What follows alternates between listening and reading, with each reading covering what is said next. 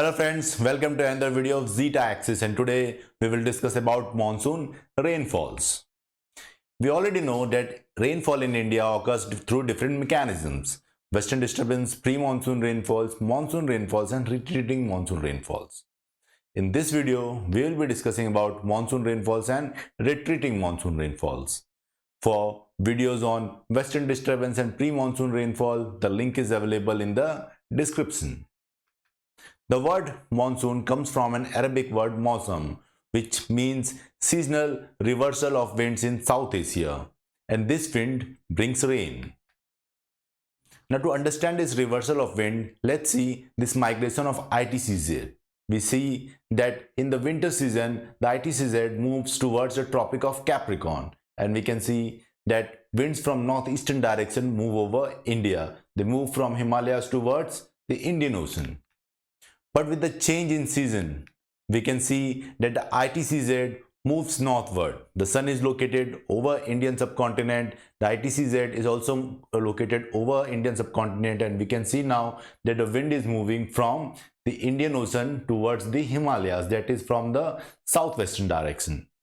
And therefore, this reversal of winds is called mawsam or monsoon in English.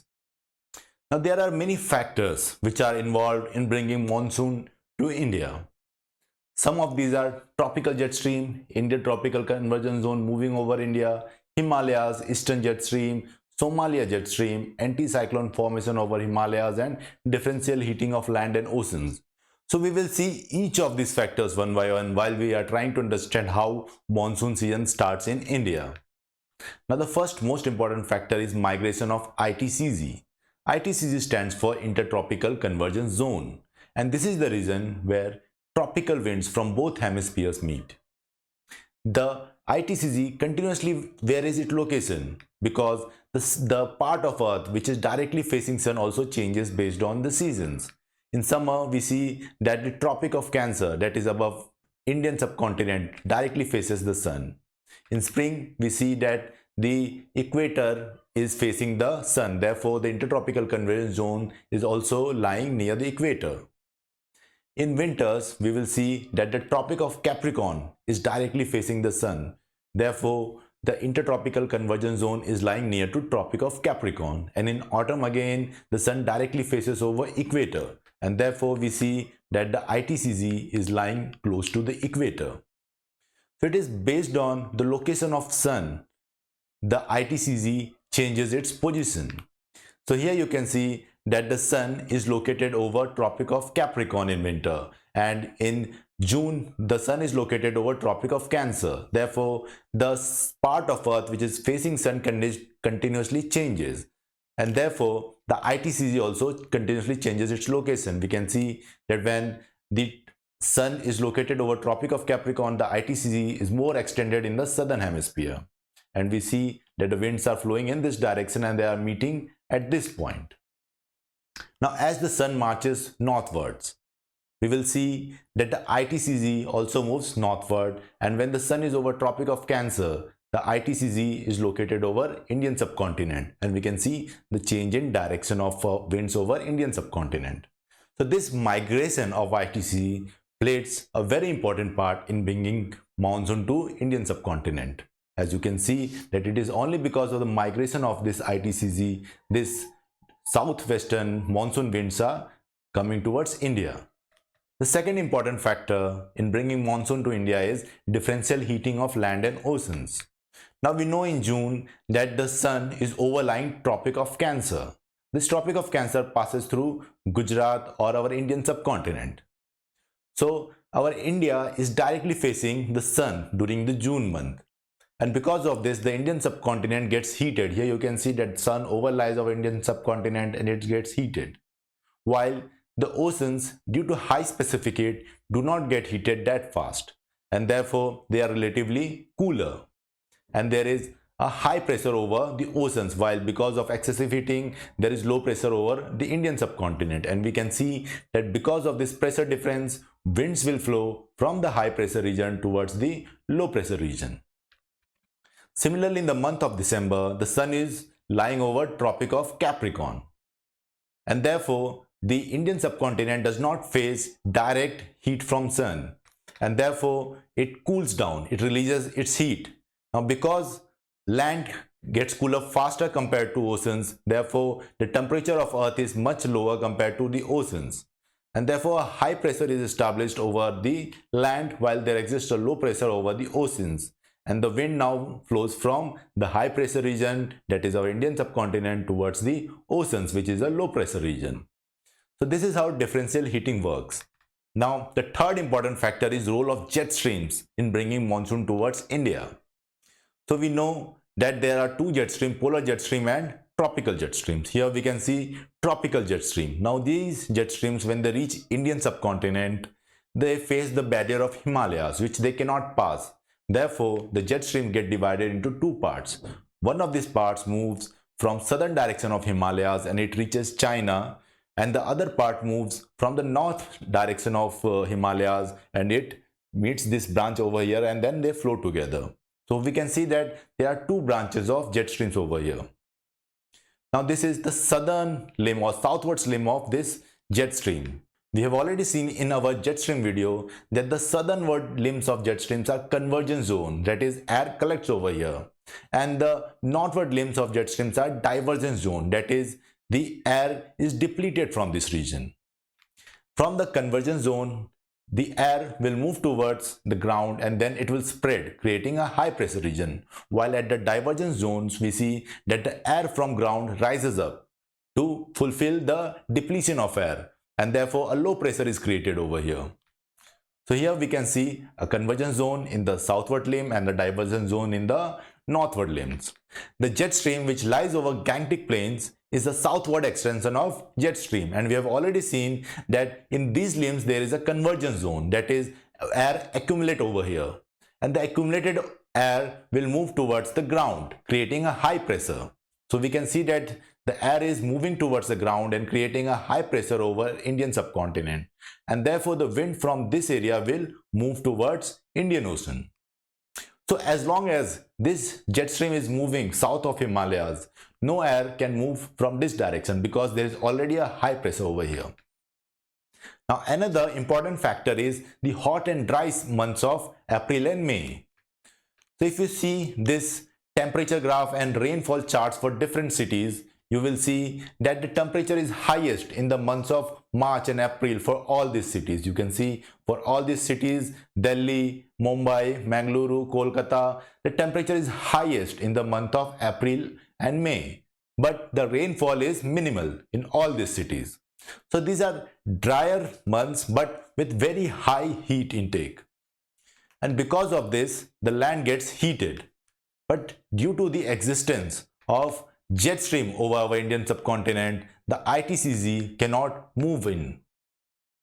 We can see here that in the month of May, the sun is directly located over our Indian subcontinent and we receive a lot of heat, and therefore the temperature goes high. But there is a jet stream, and we have already seen that when the southern limb of jet stream exists, there is a high pressure on the ground below it, and therefore there will be a high pressure on the Indian subcontinent, and this air cannot move towards it because there is a high pressure. And we see this is the ITCZ that is located just below our Indian subcontinent. Therefore the monsoon winds, which are these winds, they are not able to enter the Indian subcontinent. Now one of the most important factor for monsoon coming to India is formation of anticyclones over Himalayas. We have already seen that because of existence of jet streams, this air cannot move over Indian subcontinent. But in the month of May, we see formation of anticyclones from the Indochine or Bay of Bengal region, and this anticyclone then moves over the Himalayas or Tibetan Plateau, and this anticyclone is able to push the southern limb of our jet stream northwards, and we can see now that there is no southern limb of jet stream existent. Therefore there is no jet stream over here and there is no high pressure over here. Moreover, because of this jet stream, we see that a part of wind from this jet stream, it moves towards Africa passing through India. This is called easterly jet stream. This is also very important for monsoon in India. This easterly jet stream air descends over Indian Ocean, therefore increasing the amount of air in the Indian Ocean, and this air is again taken back towards Indian subcontinent by the monsoon winds, and when they reach Indian subcontinent they have a lot of moisture. So this increase in supply of air by easterly jet stream also helps in bringing monsoon to Indian subcontinent. So we have already seen that because of formation of anticyclone over Himalayas, the jet stream which was lying over Gangetic plains is removed, and now there is no high pressure over Indian subcontinent. Therefore, the ITCZ or the monsoon winds can enter the Indian subcontinent. So at the starting of June, they rapidly enter our Indian subcontinent, and therefore the monsoon comes towards India at a very high pace. Here you can see now the whole Indian subcontinent has monsoon winds, and these monsoon winds bring rain to our Indian subcontinent. So here is a diagram which indicates how monsoon arrives in India. We can see that the monsoon first arrives in Kerala on 1st of June. It progresses towards north. We can see that by 20th June almost half of our country is having monsoon winds, and by 8th July we can see that whole of India is having monsoon winds. Somali jet stream is also a low level jet stream which helps in bringing monsoon to India. Here we can see that a formation of Somali jet stream in the summer season. This jet stream is a low level jet stream, that is it flows at lower heights compared to the tropical jet stream. This jet stream carries the wind from these regions and it forces them to come towards Indian subcontinent, therefore increasing the airflow of monsoon towards India. So we can see that both this easterly jet stream as well as the Somali jet stream helps in bringing the wind towards our Indian subcontinent. The wind which falls from this easterly jet stream adds to the air supply of monsoon, and therefore a more amount of moisture is brought towards our Indian subcontinent. So this monsoon which comes to India gets divided into different branches. The first one is Arabian Sea branch, which moves from Gujarat, Rajasthan towards Delhi. So this green color indicates the Arabian Sea branch which moves over Gujarat, Delhi and Rajasthan. So we can see here there's these winds, they flow through Aravallis. This is our Aravallis. Now on the western side of Aravallis we will see that these winds are almost parallel. But on the eastern side, these winds bring rain, and therefore the eastern side is the windward side, that is the side which gets more rain compared to the western side. Now to understand why there is more rain on the eastern side of Aravallis compared to the western side, let's see this diagram. Here we can see Aravallis which is slightly tilted towards the eastern direction. Now when we see the monsoon winds, we can see that on the western margin of this Aravallis, the monsoon winds are almost parallel. But when we see monsoons on the eastern side of Aravallis, we will see that they are blocked by the Aravalli mountains, and therefore we see more rain on the eastern side of Aravallis. We can refer to this rain map of Rajasthan, where we can see that most rain occurs over here, and as we move towards the western direction, the rainfall will decrease. Now let's see the second branch, that is the Arabian Sea branch 2. It flows over central India and Chota Nagpur plateau. And this branch is shown in green color over here. So we can see that this branch which moves over Arabian Sea and then it flows through the western Ghats and then reaches the Chota Nagpur plateau by passing through central India. So here we can see that the monsoon winds are moving over western Ghats. So we can see here clearly that the winds have to move over the western Ghats. From this side we can clearly see these winds climbing over the western Ghats to go on the other side. Now because of this wind which is moving upwards, there is adiabatic cooling of the air over here, and because this air is coming from Indian Ocean, it carries a lot of moisture. So this adiabatic cooling causes the moisture to condense into clouds, and thus it gives a lot of rainfall towards the windward sides of western Ghats. To understand the importance of this phenomena, let's compare Mumbai and Pune. We can see that Mumbai is located on the coast of Arabian Sea, while Pune is located a few hundred kilometers away from Mumbai but on the other side of this western Ghats. From this chart we can see the difference in amount of rainfall.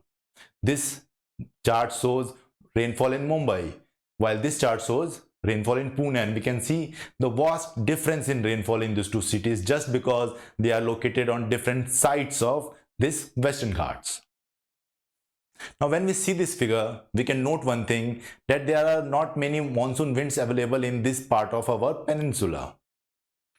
If we take four cities, Kochi, which is towards the windward side of Western Ghats, and then we take Coimbatore, Madurai and Chennai, which are towards leeward side of Western Ghats. And if we compare the rainfall in these cities, we can see that there is a lot of rainfall in Kochi in the monsoon season.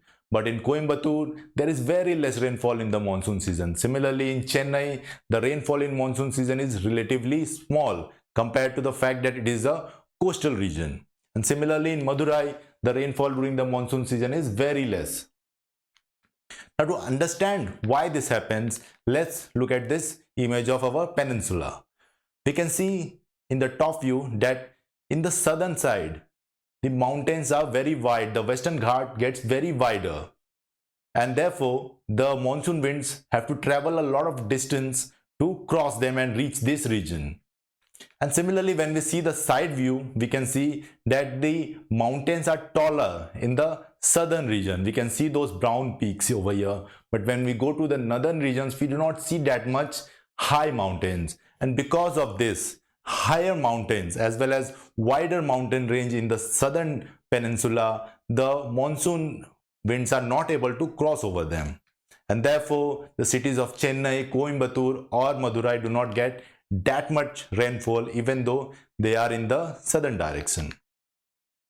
So here we can see that the monsoon winds in the northern part of Western Ghats can cross over much easier compared to the monsoon winds in the southern part, which are obstructed by higher and wider mountain ranges. Now let's discuss about Bay of Bengal branch, which goes from northeast till Delhi. Now in the green color in this figure, you can see the Bay of Bengal branch, and we see that this Bay of Bengal branch, when it reaches the northeast, it gets divided into two parts. One part moves towards the Delhi, it moves along the southern margin of Himalayas, you can see here, and it brings rain because it is obstructed by the Himalayas mountains and there is a orographic rain formation over here. And another branch of this Bay of Bengal branch that goes towards Arunachal Pradesh, and here there is a funneling effect. The mountains are located like this, and when wind flows through them, it is funneled. The winds are funneled like this, and because of this there is a huge amount of rainfall in these regions. To understand that, let's see the map of Guwahati, where we can see a very high amount of rainfall throughout the monsoon season. Now these winds, they flow in the southern direction of Himalayas and they move and they reach Delhi. Here they meet the Arabian Sea branch over here. But as they move from here till here, the amount of moisture in these clouds decreases, and therefore the rain pattern also decreases as we move northwards. Now as we can see in this figure, the Bay of Bengal branch moves parallel, almost parallel to the Eastern Ghats over here, and therefore this Bay of Bengal branch is not able to bring any rain towards this part of the peninsula. Now let's discuss the second Bay of Bengal branch, which moves towards the Chota Nagpur Plateau. Here we can see that this Bay of Bengal branch, it moves towards the Chota Nagpur Plateau and meets the Arabian Sea branch, which comes over here. This branch brings rain to the Chota Nagpur Plateau, but the amount of rainfall is little less compared to what it brings towards this region, because in its movement from here to here, a lot of moisture is lost. Here we can see that there are high mountains in the Chota Nagpur Plateau, not as high as Western Ghats or Himalayas, but still there are taller mountains over here, and therefore we get a lot of rainfall in this region. So far we have discussed how monsoon winds bring rain to different parts of our country, but now we will discuss how retreating monsoon brings rain to our country. Now retreating monsoon is the process by which the monsoon winds move away from our Indian subcontinent. We have seen that there lies an anticyclone over Himalayas and a easterly jet stream which was formed in the month of May. But in September, this anticyclone gets destroyed and the jet stream, they again move on the south of Himalayas. We can see that this jet stream starts to move south of Himalayas, and therefore a high pressure is established over Indian subcontinent, and we see that the winds will now flow from the central part of India towards the Indian Ocean. we see a northeasterly wind flowing over the India. But one branch of this retreating monsoon, it flows over Bay of Bengal and then arrives towards Chennai.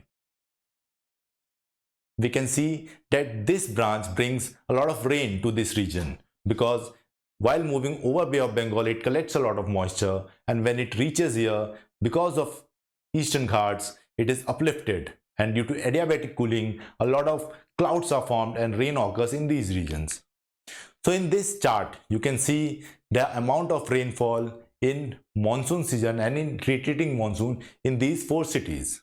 We can see that in monsoon season in Coimbatore, the rainfall is very less, but in retreating monsoon, there is abundant rain. Similarly for Chennai, the rain in monsoon season is small, but in retreating monsoon, a large amount of rainfall occurs. And so is for Madurai. Now in this diagram, we can see how the monsoon winds retreat from India. So we see that by 1st September, the winds will move out of Rajasthan. Then they will move out of the Gujarat and other northern states. By 1st of October, almost whole of this region has lost monsoons, and by 15th October, almost whole of North India and some parts of Peninsula have lost monsoon winds, and northeasterly winds flow over them. I hope you liked our video on monsoons and we were able to clarify your doubts on how monsoon season starts in India. If you have liked our video, then please subscribe to our channel and share this video with your friends. Please follow us on Twitter as well as Instagram. Thank you.